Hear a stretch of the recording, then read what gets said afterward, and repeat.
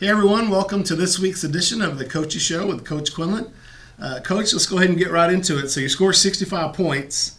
You kind of got to start every conversation with your offense at that point, right? Yeah. So let's talk about what you saw on film that you did well. I mean, we didn't do anything bad. Let's just put it that way. When you go 8 possessions and 8 scores, it's a good night. So I'm not counting the last possession, knowing that we were going to kneel it down at some point. Right.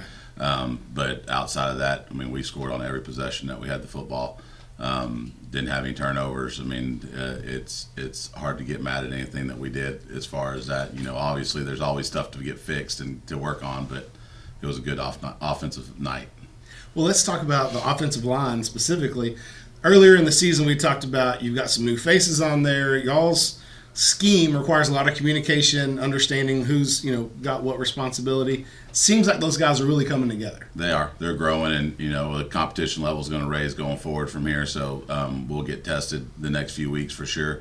But they've definitely had that time to get to where they're gelling together and playing hard together. And it's a group that really likes each other. They like to be around each other. They like to practice. So they got all the attributes to be pretty good.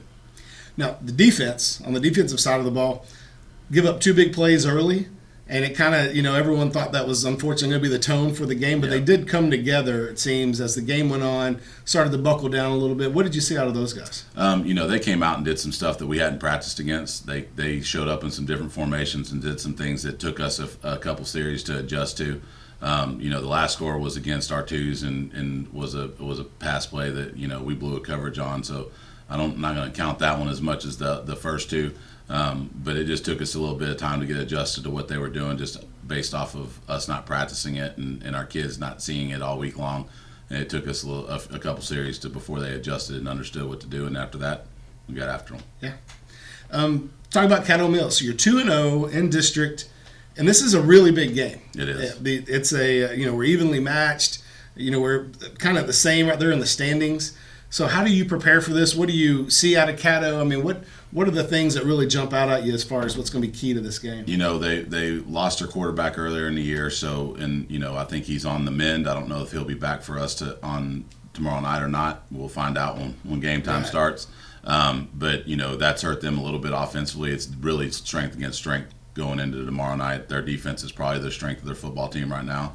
Offensively, we've been really good offensively, so I would say that's our strength. And you put, when you match those two up and you go strength against strength, it's which one shows up and plays the best that night. So I think that defensively we're going to take a step forward tomorrow night. I'm excited about how they've worked all week long. They've got a couple really good football players, and we're going to have to kind of contain those guys. Let's talk about the lower levels. You and I were visiting a little bit earlier. It sounds like we had some success last night or 2 nights ago in our Tuesday night games. But tell us a little bit about them, how they're continuing to progress, how they did last week, the JV. Yeah, the JV won again last week, so they're still undefeated. They're 6-0 right now and doing really good. They've got a tough matchup tonight against Caddo, who's also undefeated. I think they have 1 tie. I think they're 5-0-1. But as far as they haven't had a loss yet, so they're going to have a tough matchup tonight, and we'll see where we really are with them too. But the lower levels or the junior higher levels are still doing really well. We won both 7th grade games on Tuesday night, and that 8 team is still undefeated. We didn't give up a touchdown. We didn't give up any points on Tuesday night with the 7th grade group at Crum, and then our 8th grade group, our B team lost, and then our A team won 12-6, and so they're 6-1 at this point, or 5-1 at this point, and having a great year. And a lot of people don't understand is that team, that 8th grade group last year, 7th graders only won 2 games. So for them to be where they're at right now is they've shown massive improvement and growing up.